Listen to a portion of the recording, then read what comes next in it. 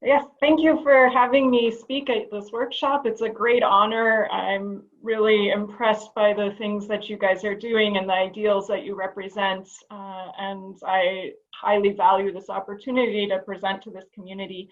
So today I would like to talk to you about markets without money. And you might ask, what is a market? So markets, in my view, are just simply algorithms that interact with individuals to either produce and or allocate scarce resources. And what makes this interesting is that these individuals have self-interest and are going to interact with the algorithm in a way that maximizes their individual happiness or value, as we call it.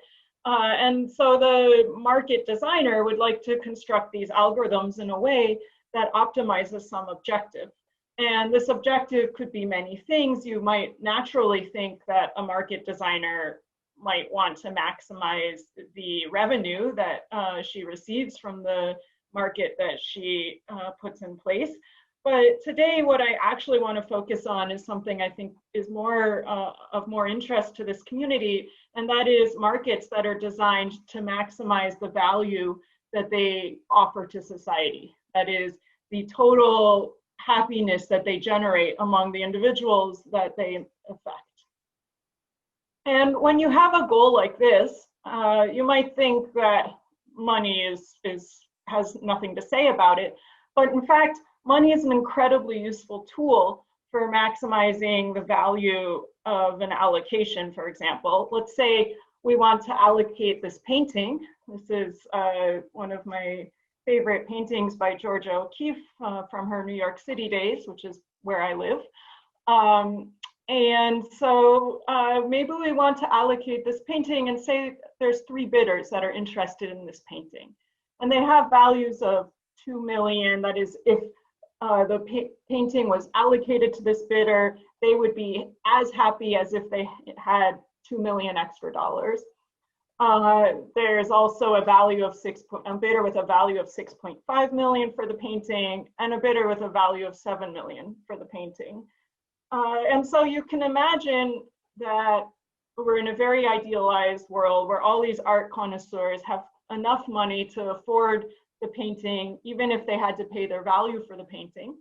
And what's going to happen is we have an auction house that's selling this painting, say according to an ascending auction, as many of the auction houses do. So the price starts low and it slowly climbs up. When it reaches $2 million, the bidder whose value is $2 million will drop out, because at that point, she would rather keep her money than buy the painting. And then the price continues to rise. And when it reaches $6.5 million, similarly, the bidder with value of $6.5 million drops out. And it's in his best interest to do so. But notice that the bidder with $7 million remains in the auction throughout all of these ascending prices.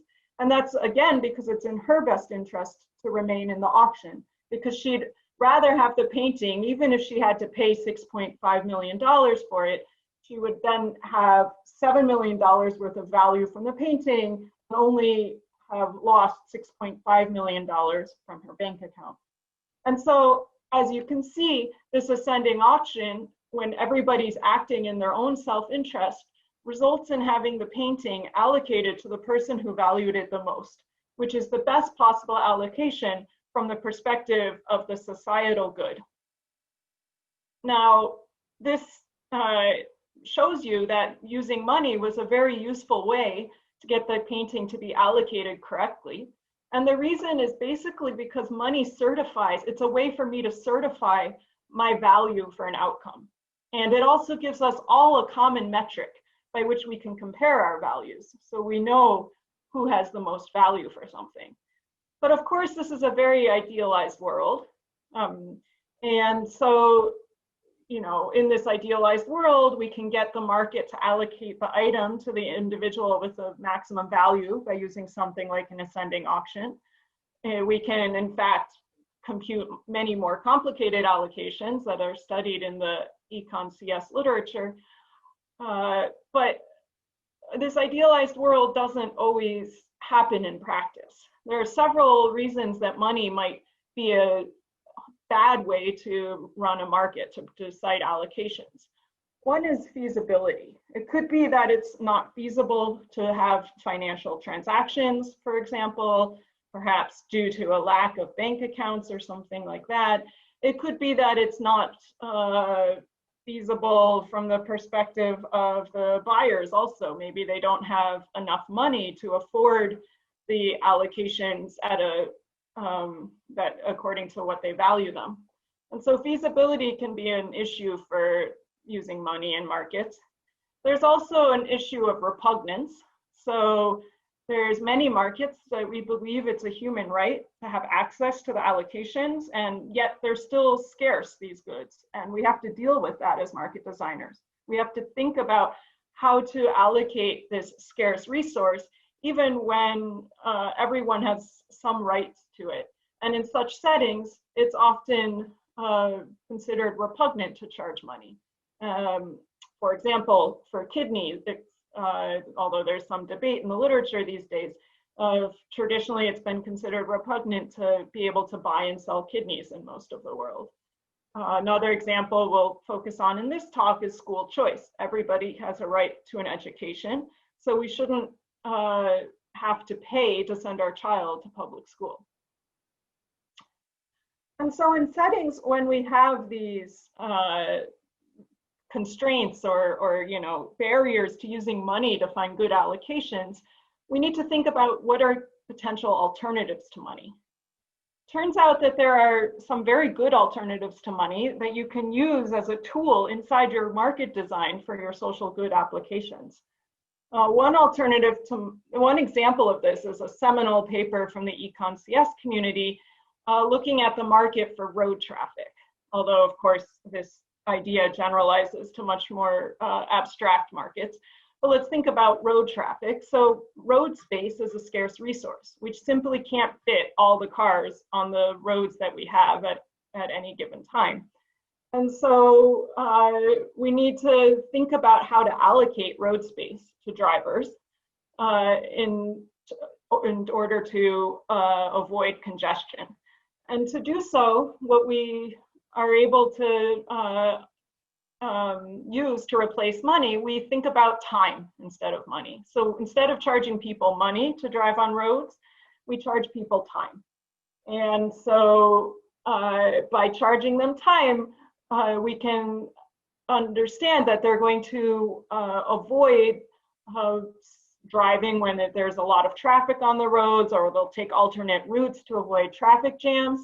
And thereby the people that really value going at a particular time are going to be the ones on the roads when it's congested, and the others are going to wait and drive at a time when it's less congested.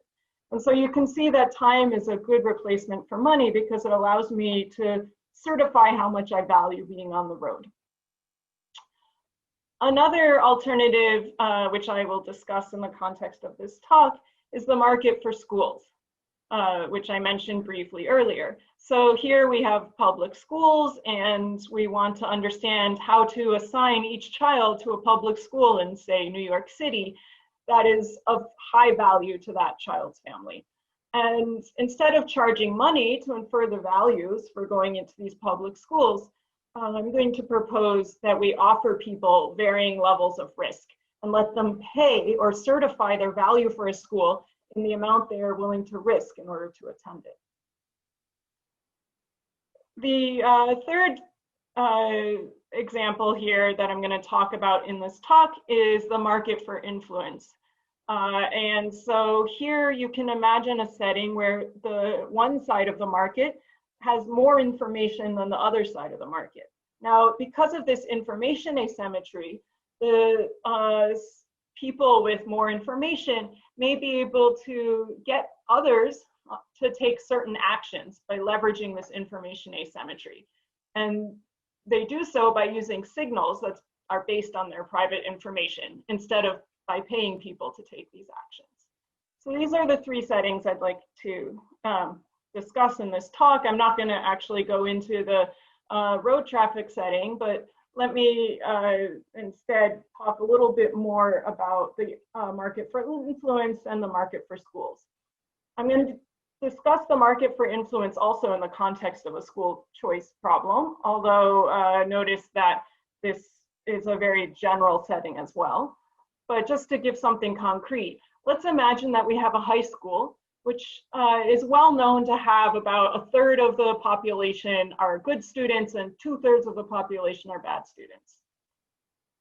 And now there's a university, and the university gets a value of 1 for accepting a good student and a value of -1 for accepting a bad student. So notice that this university wants to accept students if they're good, reject them if they're bad, and if it's uncertain which they are, they'll accept only if the probability that the student is good is at least 1/2. So the information about which students are good and bad is private information of the high school. And the high school can try to leverage this information in order to incentivize the university to accept more of their students. If the high school has no ability to leverage this information, perhaps because they're a new high school and they don't yet have a reputation with the university, then the university will know, oh, well, 2/3 of the students are bad, so I should just reject all students from that high school because the probability it's a bad student is higher than the probability it's a good student. And then the university will end up accepting no one from the high school. But suppose that the high school can commit to a particular recommendation policy. And let's suppose that the high school promises the university that it will only recommend good students. Then, if the high school sends a student to the university and suggests that the university reject him, the university will definitely reject him because the university knows that the high school is only recommending good students and recommending to reject all bad students. And so this student must have been a bad student. On the other hand, if the high school recommends that the university accept some student, then the university will definitely accept her because the university knows that the high school is only recommending good students. So the university accepts the student, and indeed, this was a good student. And so if we, the high school, say, graduates for a bunch of students, recommends accepting 4 of them, then the university is going to end up accepting 4 good students. Now let's think about an alternative recommendation policy that the high school could commit to. In this alternative, instead of always recommending only the good students, the high school will sometimes recommend accepting bad students as well. But they're going to recommend to accept only half the bad students, not all the bad students. So if someone graduates and they're a bad student, the high school will decide with probability 1/2 to recommend them to the university. And as a result, if the high school suggests a rejection, then the university knows this is definitely a bad student and will reject that student. But if the high school recommends an acceptance, then the university is going to know that either it's a good student or a bad student, and the probability is 50/50. And so because the university is therefore indifferent between accepting and rejecting, given this prior over the value of the student, the university will end up accepting the student, and maybe it was a good student. In another case, maybe it was a bad student. And as a result, the accepted class will have half good students and half bad students, resulting in a higher value to society, or at least to the students in society, because more of them are getting to attend university.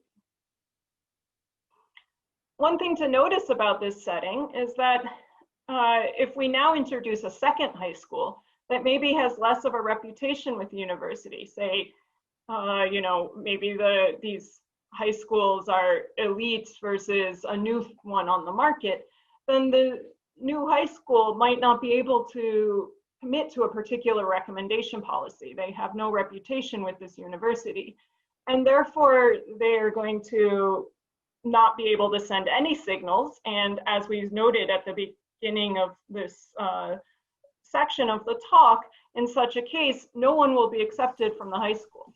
And so the university will accept some class, but they're all going to be from high school 1 and none from high school 2. We could also think about an alternate world in which high school 1 has a sophisticated policy about grading and guidance counselor recommendations and is able to come up with the optimal signaling strategy, which, as I showed you, was to recommend bad students with probability 1/2. Whereas high school 2 is naive and just simply reveals their private information about which students are good and which students are bad. And then as a result, most of the accepted students are going to again be from school 1. And so what you can see here is that this information asymmetry gave the schools power, which they could use much like they could money in order to buy positions for their students at a university. And this power to commit to a particular recommendation scheme allowed them to improve the outcomes for their students. And when we introduced the second high school, we observed that this disparate access to recommendation schemes is going to result in disparate outcomes across the populations of students at the 2 schools. And furthermore, you might ask, as a market designer, like a government, what could I do to make this a more even playing ground between the 2 high schools? And one thing that you could think would help is, let's introduce standardized tests. What is a standardized test? It's a way for the university to get some information about the quality of a student through another channel besides the one that the high school offers. And what we explore in a related paper that appeared in Fact 2019 is the effect of standardized tests in settings like this. And what we see is that they can in fact have perverse effects whereby they increase inequality despite also increasing the information or reducing the information inequality. So in the remaining part of my talk, I want to introduce another idea about how we can use alternatives to money to maximize the good of a market. And this is the market for public schools, in which I'll think about using raffle tickets to allocate school seats. So in this market, I have a set of students, and they have preferences over high schools, or public schools. The schools have capacities and priorities in the general problem. I'm going to, for the sake of the talk, ignore the priority structure and also assume every school can accept exactly 1 student, which means that an assignment here is a matching of students to schools. In our mechanism is now going to compute an assignment, or maybe a randomized assignment, of students to schools that respects the capacities. And it has several desirable properties that we might try to design for. One is simplicity. Maybe we want the mechanism to be very transparent so that people know what's going on. Another is fairness. Maybe we want the mechanism to have equal access to education across different demographic groups. But the one I want to focus on here is value to society. And one thing that to note now is that the value to society is going to be hard to measure because there's no money changing hands. So I can't know if, you tell me I would be $10 happy if I went to that school, and somebody else says I would be $20 happy to go to that school. But I have no way to know if $10 to the first person is the same as $10 to the second person. So I can't certify that the first person has less value for the school than the second person. And so instead, what I think is the right objective in settings without money is this notion of Pareto efficiency. That is, I want to come up with an assignment of students to schools in which there's no way to improve the match for some students without harming others. So let's think about this concept a little bit in the context of an example. I have here 2 students that are triangle types and 1 student that's a circle type. All of these students prefer the schools in the same order. They all like school 1 better than school 2, better than school 3. But the triangle students have a value of 10 for school 1. They really strongly prefer school 1 to school 2, for which they have a value of 2. Whereas the circle student is almost indifferent. she has a value of 7 for school 1 and a value of 2 for school 5. One way we could think of allocating the seats at these schools is uniformly at random. That would give each student a 1/3 chance of attending each school. And as a result, the ex ante utility, that is how much value a student expects to get out of this system, is 4 per student. And you might ask yourself, is that efficient? Is there a way to change around the allocations such that each student gets more value?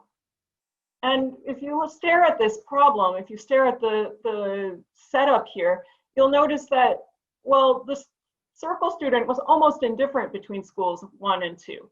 And so in fact, we could just give the circle student school 2, and she would even prefer that if she got it for sure, because then she would have a value of 5 and she wouldn't have this risk of ending up at bad school 3.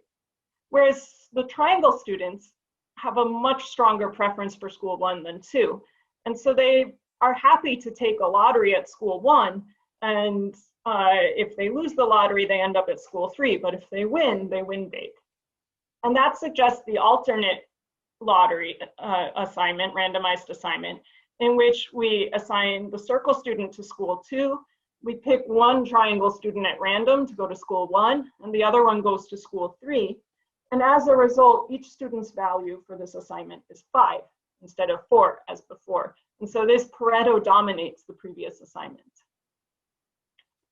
So much of the school choice literature in both research and practice has focused on using deferred acceptance algorithms to assign students to schools. In the deferred acceptance algorithm, students iteratively apply to schools in order of their preference, and schools tentatively accept students in some random order. So they flip some coins, decide what order they're going to accept students in. Let's say the first school in this picture decided they would accept the circle student before the triangle student. And the last school said the triangle and then the diamond student. The triangle student's first choice is the first school, and her second choice is the second school. Now, according to the algorithm, everybody applies to their first choice schools. So the triangle and circle student both apply to school 1. School 1 has a priority for the circle student. And so when they both apply to school 1, the school accepts the circle student and rejects the triangle student. And the last school there tentatively accepts the diamond student. Now, in the second round, the triangle student applies to the last school, and she has priority over the diamond student there, and so is accepted at the last school, and the diamond student is rejected. And this is the final allocation. It has a lot of nice properties, which I'm not going to go through in this talk. But one thing to notice is that it's not Pareto efficient. Because there's a complete symmetry in this market, in fact, it's easy to see that the randomized allocation that is in expectation over the priorities of the schools that's computed by this mechanism is uniform. And so we end up with this Pareto inefficient, Pareto dominated lottery that we saw before, in which each student gets a value of 4. There's an alternative algorithm that's used, although it's falling out of favor in practice, called immediate acceptance, or the Boston mechanism.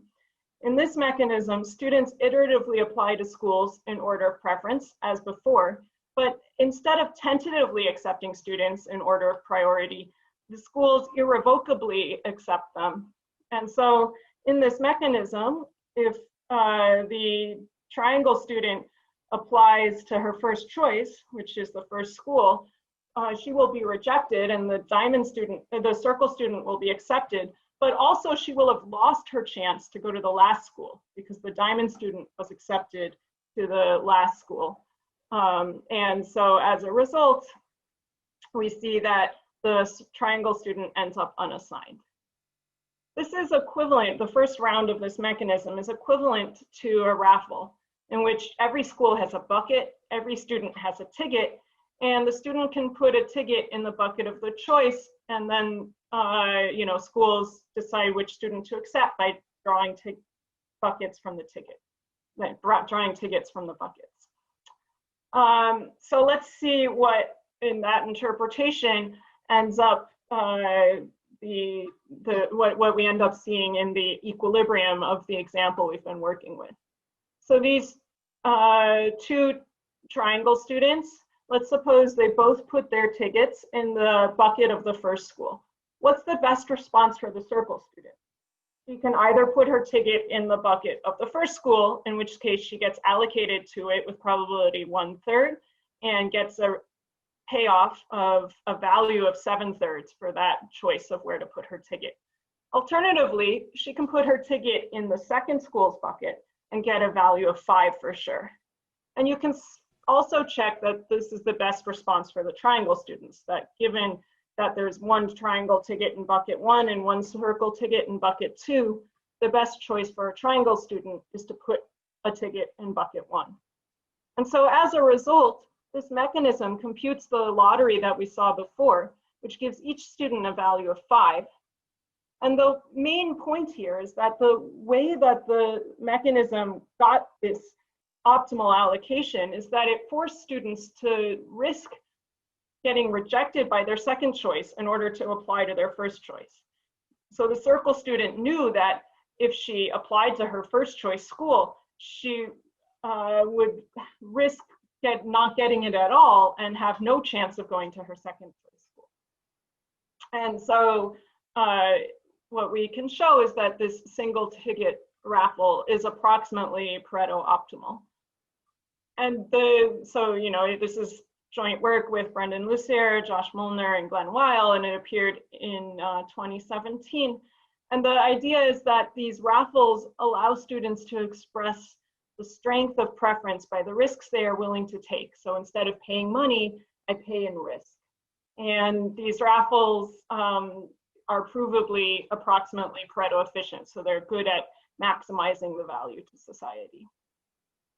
So in the context of this talk, I've discussed the markets for road traffic briefly, and then given you a bit of a deep dive on this market for influence and this market for schools. But you know, there's many other markets in which we can get good outcomes even without money. There's markets for online content, which I've looked at, in which we can try to incentivize people to provide online content using virtual rewards like badges.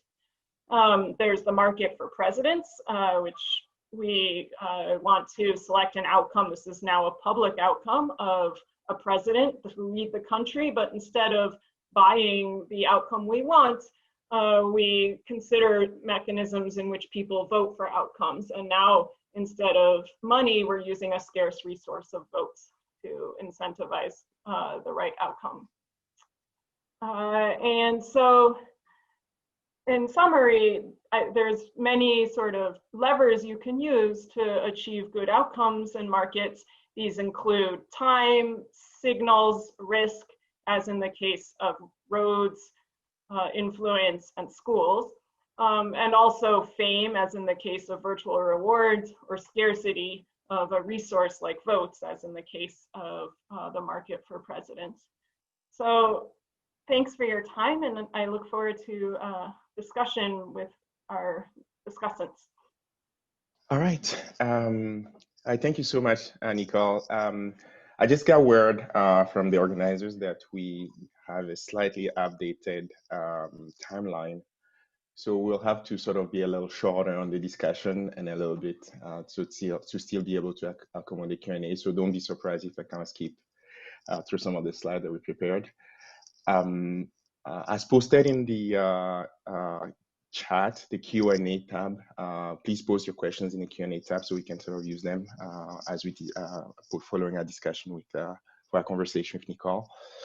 And Sera and I will sort of do some of different parts of this, but this is sort of the result of just Sera and I just spending time to think through the big questions that Nicole is asking. We really enjoy reading the papers, and here's some of our take. Here's our take on it. So so let's get into it. All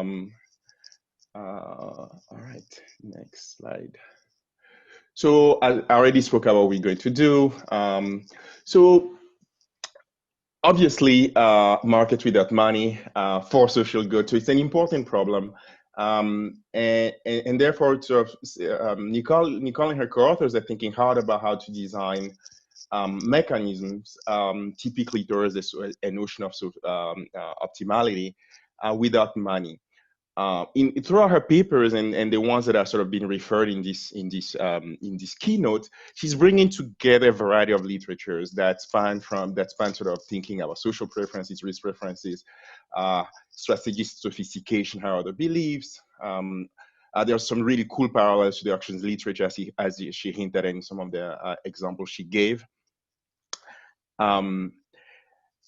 And so one way to sort of quickly summarize and some of the things that are happening behind the sort of the alternative to money mechanisms that are presented in some of these papers is the following. So in one example, and we're just picking some of them that are related to the keynote, is that one can think of it as sort of in a way where you care about sort of production. You want to incentivize production, in this case, let's say online content production, by awarding status to more creative creators. So we'll have some discussion about status later. The other one is sort of to think of how do we improve a school seat allocation when we're capacity constrained and families or students have different preferences. By introducing a notion of risk, so that families that value more a given school will choose use their ticket in a way that makes them risk more lotteries that include that school. An extreme case could just be a single ticket, for instance. But here, risk is sort of helping us get there. And the other one example is sort of the high school recommendation example, where in this case, the allocation is really driven by the ability to allocate more college admissions to high school that can sort of strategically design information about their student types, design, influence, create. There are different words we have tried to use for it, and we can talk about that later. Those are not exactly the same things, as you can tell in terms of the models that go behind them. So today, we'll do two things. We'll talk about the big picture, and then we'll go a little bit into implementation. So I'll talk a little bit about some other sort of market-wide ideas, and Sera will take it away soon about sort of implementation-related discussion. So the paper is about markets without money. So we're going to talk about money. We're going to talk about markets. So markets, what do we really mean by that? And I think I really like Nicole's starting point. They are like algorithms. In fact, Pareto back in the days, not only do we talk about the invisible hand, but effectively call sort of this equilibrium determination process is a machine, and they are. So in existing sort of, in economic theory, we have, so a lot of work has been done in thinking about welfare theorem and general equilibrium. And in fact, we have sort of these welfare theorems that give us sort of the conditions under which competitive market and socially optimal allocations coincide. So in typically markets require us to think hard about what the commodity spaces are, what's behind supply, what's behind demand, and some sort of arcane process or assumptions about how eventually we get to an equilibrium. This last piece is not trivial. And in some ways, I think in places where these market definitions are not trivial, some of the things, the work of this is, we kind of know when markets and social optimality coincide under a very special set of conditions. And this paper becomes this set of papers become really interesting because this ideal kind of theoretical market can fall under a bunch of a variety of issues: public goods, externalities, non-convexities, information asymmetries, and you name it. The list goes on. And this paper, in a way, speaks to some of these type of failures of missing market. And so I think I'll just let you take it away from here, Sera. Since okay. Yeah. All right. So, and when we ask about markets without money, it's probably useful to try to think about what is money, why is it so useful? So when we talked about Nicole's painting example, the money was used as a unit of account, right? $1 is less than $2, $100 is less than $200. So there's monotonicity there.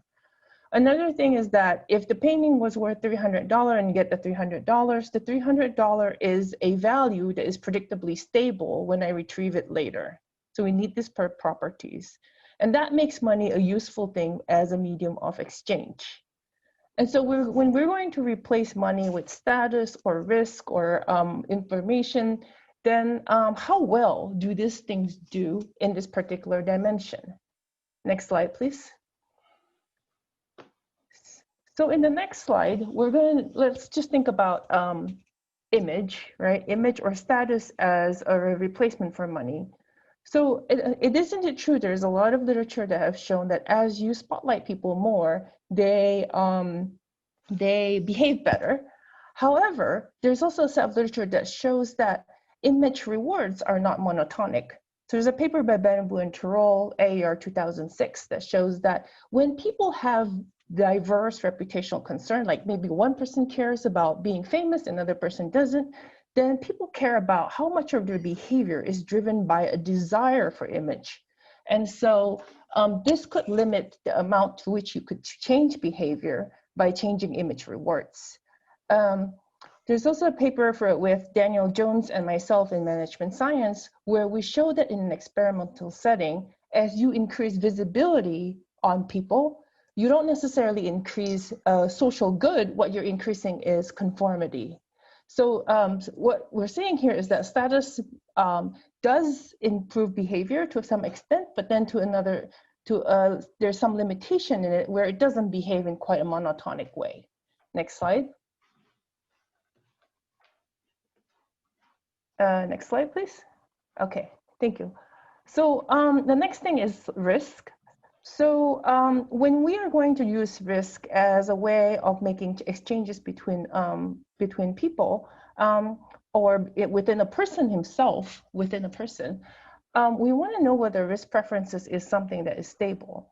And from prospect theory, we know that people don't really have like a risk preferences that is fixed. So this really depends on the situation they're in.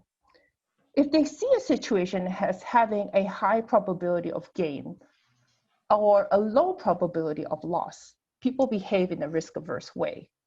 If people see a situation as having a high probability of loss or a low probability of gain, those two green areas, then the same person can behave in a risk-loving way, right? So maybe families that are going through a raffle may not allocate their tickets according to objective probability, but according to how the situation that has happened around them frame these events.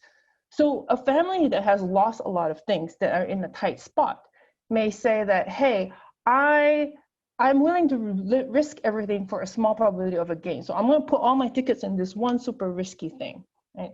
So just things to think about in terms of like how the stability of risk preferences.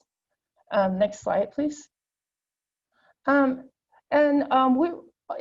also in implementation, we're thinking about when people are playing this raffle, people may have different ideas about how sophisticated other people are.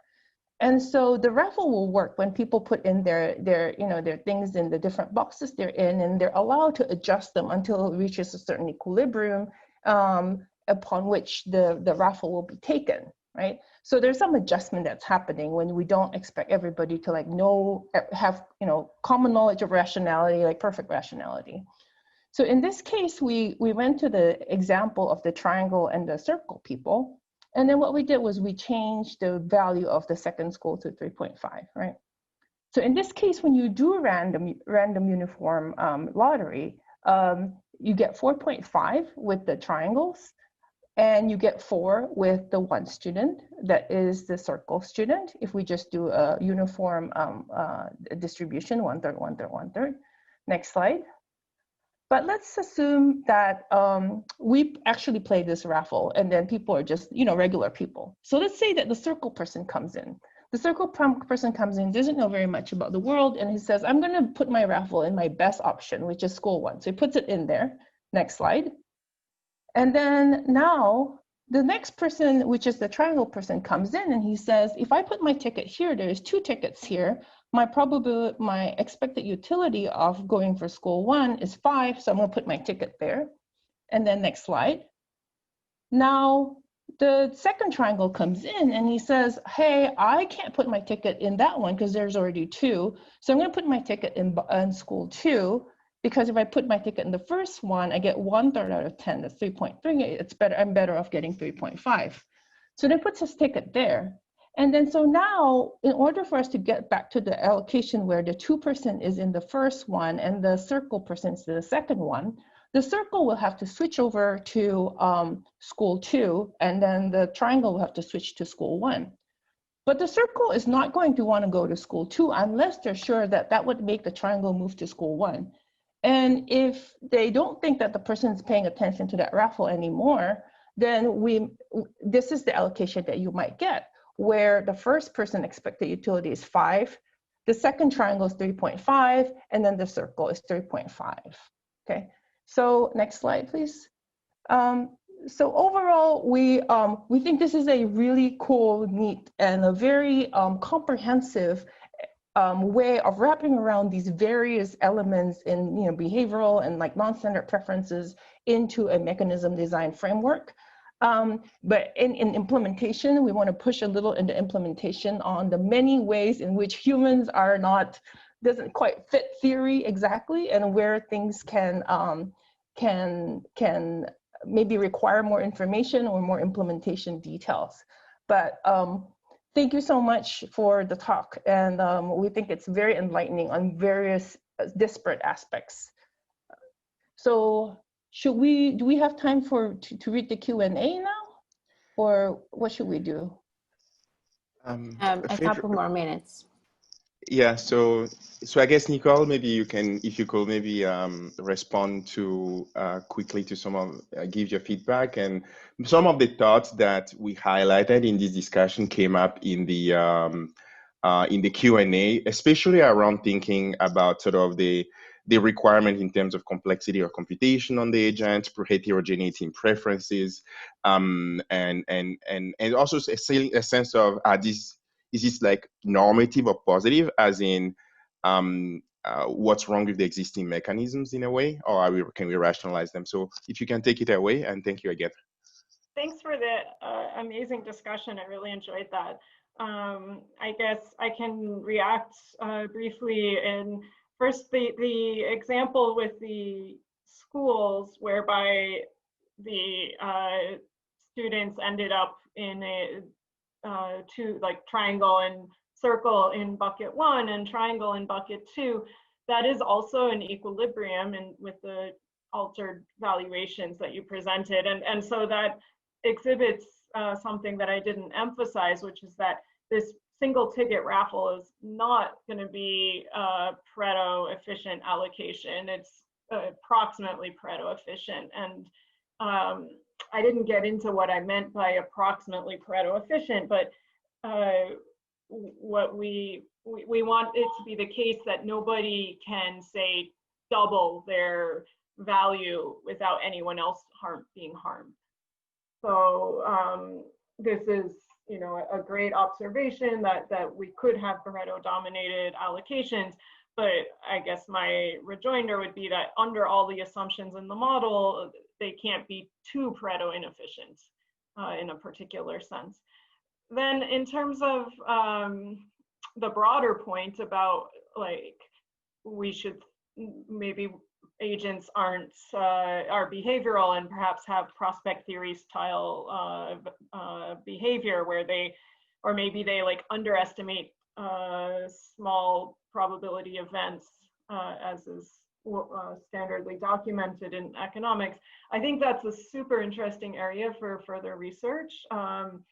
I am aware of a few papers looking at behavioral impacts in school choice markets, which I don't quite know the right way to tackle these questions, because when you start introducing irrationality into agents, you can get a lot of weird outcomes by, as the designer, abusing that irrationality, right? And so you need to sort of walk a fine line, and I don't quite know how to model that well in order to avoid this abuse while still using the behavioral assumptions to engineer good outcomes. Yeah, so in terms of the risk aversion, that could be a rational utility model that's consistent, self-consistent. And so I suspect our results will have something to say in that model, but definitely in the perspective prospect theory model, it could be a very different world. So I'll stop there, and then maybe I can talk about the other topic also, but just give you a chance to respond. Thank you so much, Nicole. Yeah, I agree with you that definitely once we introduce behavioral model, it's really difficult to know when to stop and all the strange things that can happen. But I don't want to take too much time because I see 13 questions in the Q&A. So maybe, Illenin, maybe we can start reading it so we can start involving the audience. There are a lot of really good questions. I'm just going to pick one. And it's just really sort of practical, so that's why I'm choosing it. Maybe it's a good way to go towards wrapping up. He says, this is from Ume Amara. He says, what about the acceptance of such markets without money? The acceptance, you mean like the public sort of willingness to participate in such markets? Yeah. So I guess my argument in the beginning of the talk was that there are many markets, like it's sort of the opposite is the problem. There are many markets where we are unwilling to accept the use of money because it becomes repugnant. And so I'm less worried about the acceptance in the broad sense of the implementation, like in the public being willing to have this implementation. I think the fine-grained details of the implementation are a huge thorny issue that we need to think about because, for example, we have these two mechanisms I presented, the immediate acceptance and the deferred acceptance, have very different properties beyond just the allocative efficiency. Some of them are strategy proof, and so if you believe, although there's evidence to the contrary, that people play strategy proof mechanisms correctly, that is, they state their true preferences, then perhaps deferred acceptance is in a sense a better, fairer mechanism, because people that lack sophistication to compute the equilibria of the immediate acceptance algorithm are doing, can compute the equilibrium strategy in the deferred acceptance algorithm. And so I think that's a good question. That's a good research question about acceptance is, are certain types of mechanisms easier to accept than others? And if so, why? And if it's a behavioral thing, this gets us back to the last point, which is, and what is the behavioral, what is the allocative impact of the behavioral mistakes that people make in these mechanisms? Would a student making the decision to commit to a college by early decision be an example of showing the strength of one's preferences through risk? Yeah, I saw that earlier.